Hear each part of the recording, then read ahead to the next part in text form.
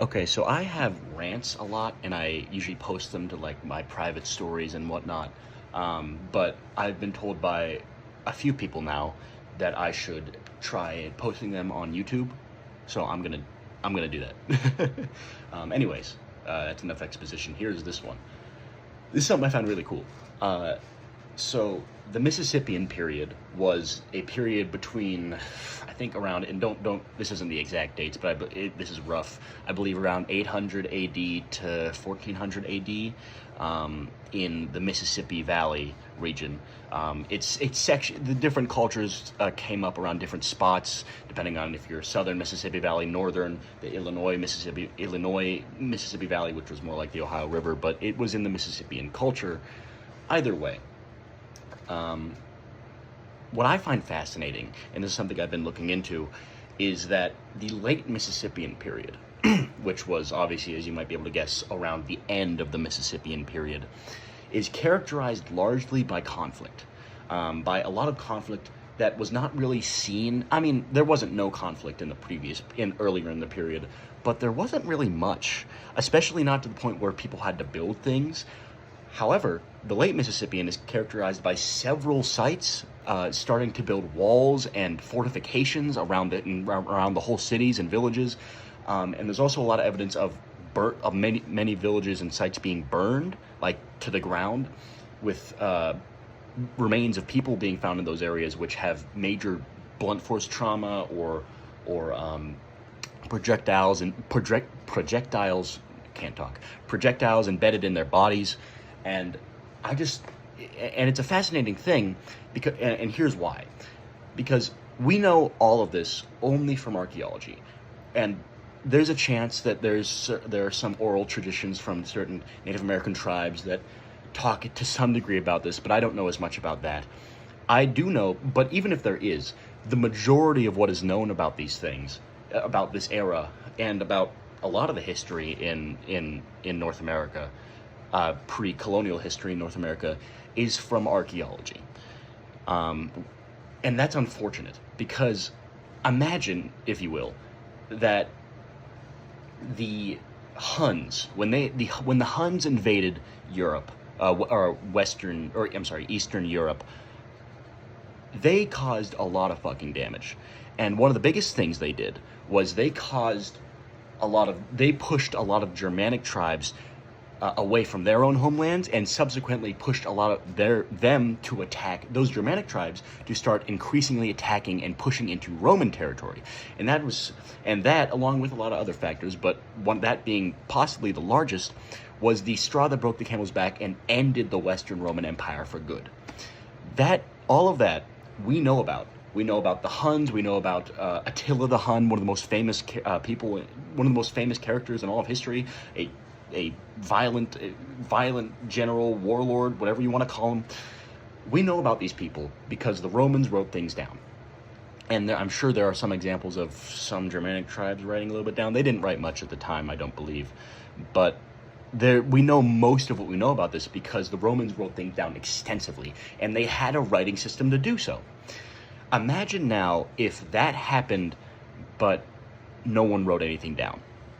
Imagine if we knew of Rome only from archaeology, this huge empire only from the digging of the cities and the villages and the burials. We knew that is the only. Imagine that was the only lens through which we knew of Rome, and then all of that suddenly came crumbling down, and all we had was evidence of arrows, cities burned down, and the end of large-scale government because places stopped being connected. Imagine that if that's all we knew.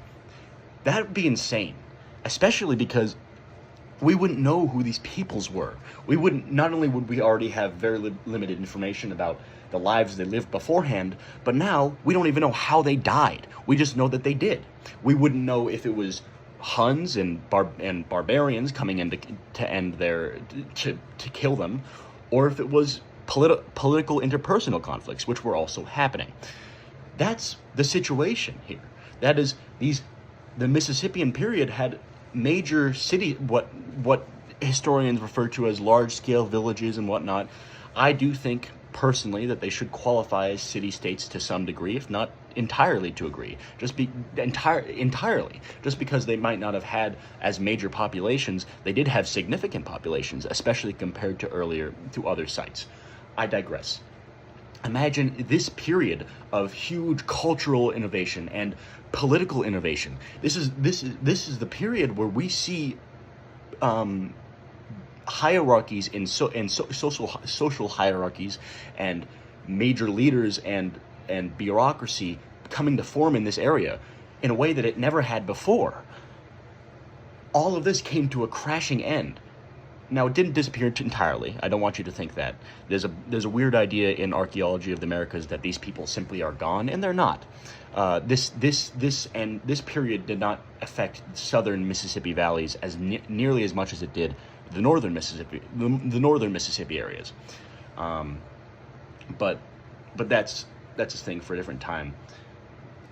It still stands that these peoples in the northern Mississippi and to a good degree in the southern Mississippi in valley as well, that these peoples were largely wiped out and their way of life either completely destroyed or incredibly changed irreversibly.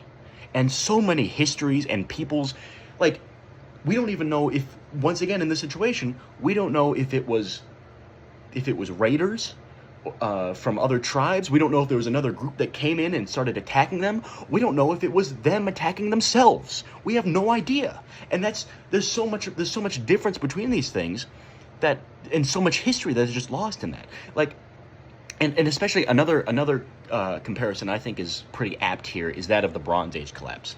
Now, the Bronze Age, if you're not familiar, was the more or less the period in the ancient Near East where large governments and kingships and empires and whatnot, and more set in stone civilizations, if you want to call them that. There's a lot of different terms for it, but it's when we start. It's what gave us the ancient Egyptians, what gave us the Hittites, what gave us the Mycenaeans, the Minoans, the city states of the Levant, the Mesopotamians. That's that period. Now, the Bronze Age collapse was the end of that period largely. It didn't destroy all of the civilizations, but it destroyed a few of them, at least the empires, perhaps not the cultures, but it did change the cultures significantly. Because in that period, there was a lot of instability happening. There's evidence that there was a lot of climate change happening, which brought instability in the governments. There was food shortages, political revolts, but one of the major things that happened at that time was the invasions of the Sea Peoples, who are incredibly mysterious in their own right. But we know about them because they were written about by a few sources. But even then, we know very little. But we know that they existed, and we know that they came out of somewhere that the peoples who were being attacked, the Egyptians, the Hittites, they didn't know where they were coming from, and they didn't know who these people were. That gives us a lot of context. It would be very different if they had begun attacking themselves. They had already attacked themselves. They had systemized warfare, which was pretty, systematized is probably the best word there, but they had a way of doing things that was completely changed by these invaders. And when the peoples that survived these attacks, the peoples who ended up leaving the cities, who were barely holding on, they didn't settle by the rivers and by the coasts like they did before. They settled in the highlands. They settled in the defensible positions, and they did so because they now knew that there was these threats that they couldn't ignore. They couldn't just, I mean, it's not like they had militaries, but they needed more militaries. They needed better defenses. They put a lot of effort into being better at defending themselves against unexpected attacks, because something to that scale had never happened before. That is a very similar situation to what is seen in the late Mississippian, because a lot of the biggest sites of the Mississippian period were abandoned or greatly reduced in number, and people began to build and like I said, people built fortifications at the time, but afterwards they continuously built fortifications. That's a tradition that didn't leave. It wasn't just for that time that they did so. They, for a long time afterwards, would continue to build these major fortifications around their cities, whether that tells that they were still being attacked, or that they were just now more wary of it because it was such a major change. There's a big similarity there, and I think that could be telling. That could tell us at least a little bit. Perhaps it is telling that these peoples were not from there, or perhaps it's telling that there was a type of conflict that happened between these peoples that had just never happened before and was so destructive that they had to change their ways of doing things. We don't know. And it's a fascinating aspect. And I think, and here's the thing, it's not that we can't know. There's a criminally small amount of archaeology being done in this area, in the Americas, on the Mississippi Valley, and the Ohio River Valley. All these areas are, I'm not saying there's none happening, and there are people who are very dedicated to this, who are putting a lot of effort in. But there's always more people doing work in Rome and doing more work in Europe. It's always fucking Europe. Every archaeologist wants to go to Europe or China, and those places are cool, but there's a lot of cool stuff here too. That's all I'm saying. Either way, this is a fascinating aspect of the end of an era that, from a perspective of no writing, they did not have writing systems, and so we don't know what happened firsthand. We don't know the names of the warlords or of the great chiefs, of the great emperors who ruled these lands, and we don't know how they died. And I just think it's tragic, but it's something that I think we could learn more about with more effort.